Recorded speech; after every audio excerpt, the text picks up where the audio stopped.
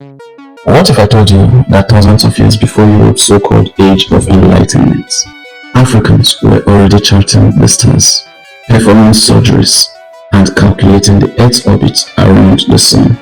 What if I told you that deep in the deserts and rainforests and river valleys of Africa, scientists, engineers, and astronomers were already shaping the world's future?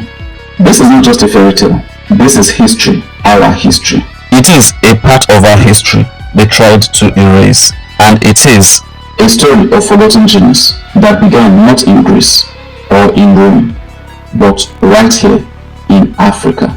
Welcome to Untold Africa, where we uncover the forgotten stories, inventions, and kingdoms from Africa that shaped the world. Here, we are reclaiming the African narrative, one forgotten story at a time. Please subscribe to the channel and turn on the notifications so you never miss a piece of your history.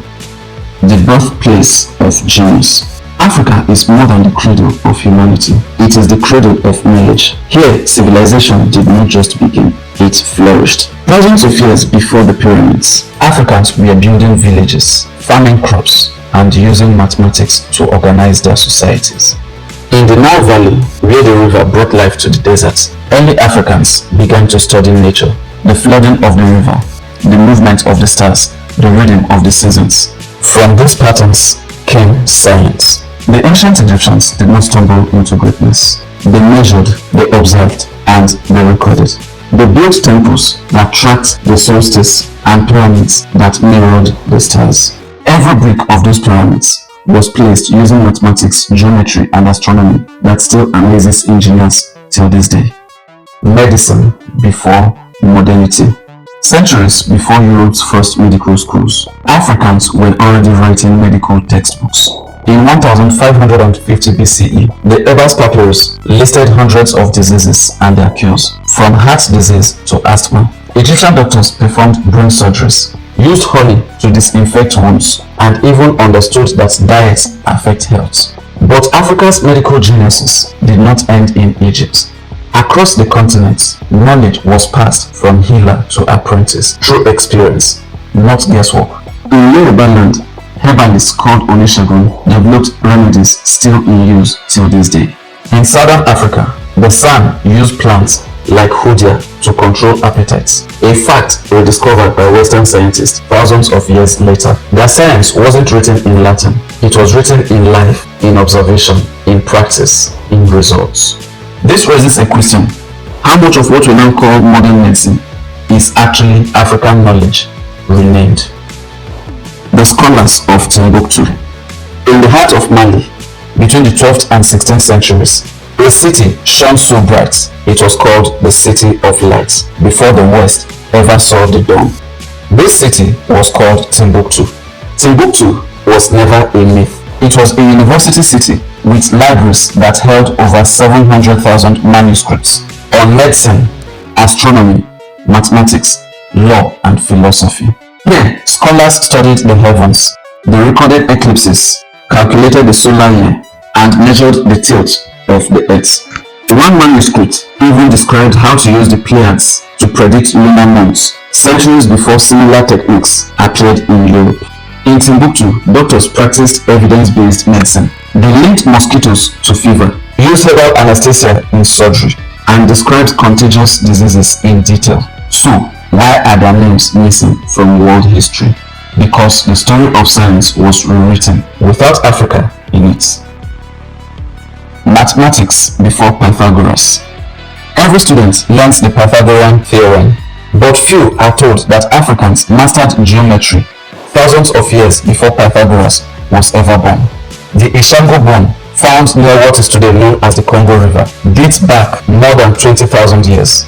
Its notches show sequences of prime numbers and lunar cycles, proof that ancient Africans already understood arithmetic and astronomy. In Nubia and Egypt, geometry guided everything, from farming the Nile to aligning pyramids perfectly with the cardinal points. The Great Pyramid of Giza is aligned to the true north with an error of less than a tenth of a degree. No lasers, no computers, just pure calculations. Could that have been luck or genius? Fire and metal, the African technologists. Before Rome rose, before Greece built its temples, Africans were already shaping metal from fire. In Nok, part of present-day Nigeria, blacksmiths smelted iron 2,500 years ago, centuries before Europe's Iron Age began.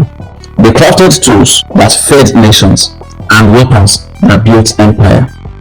In Tanzania, the Haya people developed furnaces that reached 1,800 degrees Celsius, higher than anything achieved in Europe for another millennium. At first, Western scientists refused to believe it. They said, this must be a mistake, but carbon dating proved them wrong. These Africans were not imitators, they were actually pioneers. Every spark from their forges lit the path of human progress. The arts and engineering of Benin. In the 15th century, the Kingdom of Benin shocked the world. When Europeans arrived, they found a planned city with wide roads, clean water, and defensive walls that stretched over 16,000 kilometers, longer than the Great Wall of China. Its artisans worked bronze so finely that European explorers thought Greeks had built them. But they were African works cast by the lost wax technique, perfected over centuries. When Britain invaded Benin in 1897, they looted thousands of these masterpieces. Today, they sit in Western museums, silent witnesses to Africa's lost glory. They called them world treasure, but they were Africa's proof that genius once lived here. The science of the stars. Long before telescopes, Africans were already mapping the universe.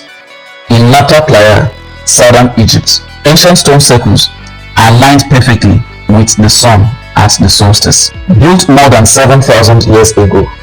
The Dogon people of Mali knew about the Sirius star system, including Sirius B, an invisible companion star unseen until modern telescope confirmed it centuries later.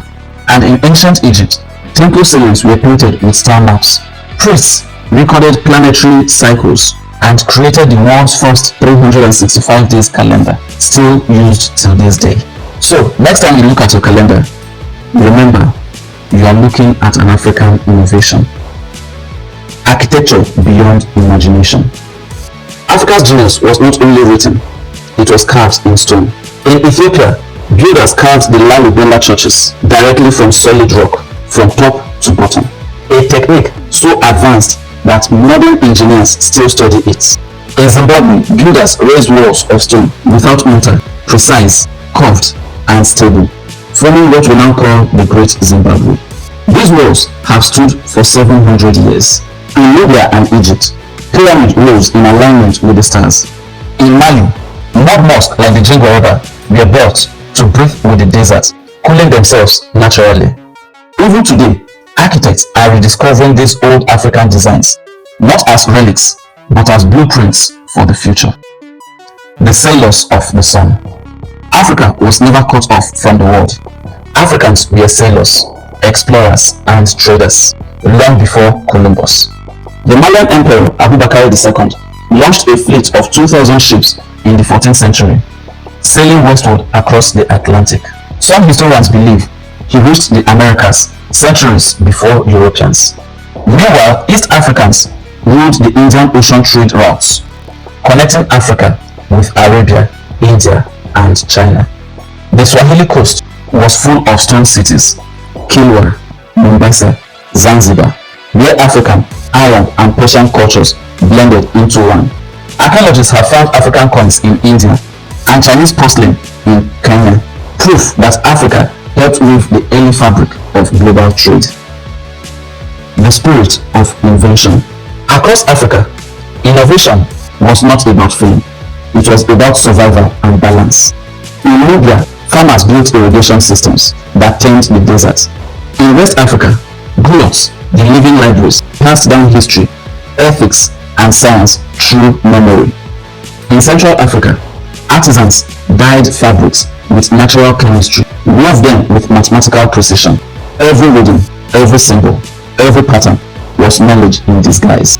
Yet, colonial writers called it superstition because they could not understand it. Africa's inventions were never lost. They were stolen, relearned, and exported. But their spirit remains. What the world forgot. So, what happens to all this genius? The answer is simple and tragic. Colonization and erasure.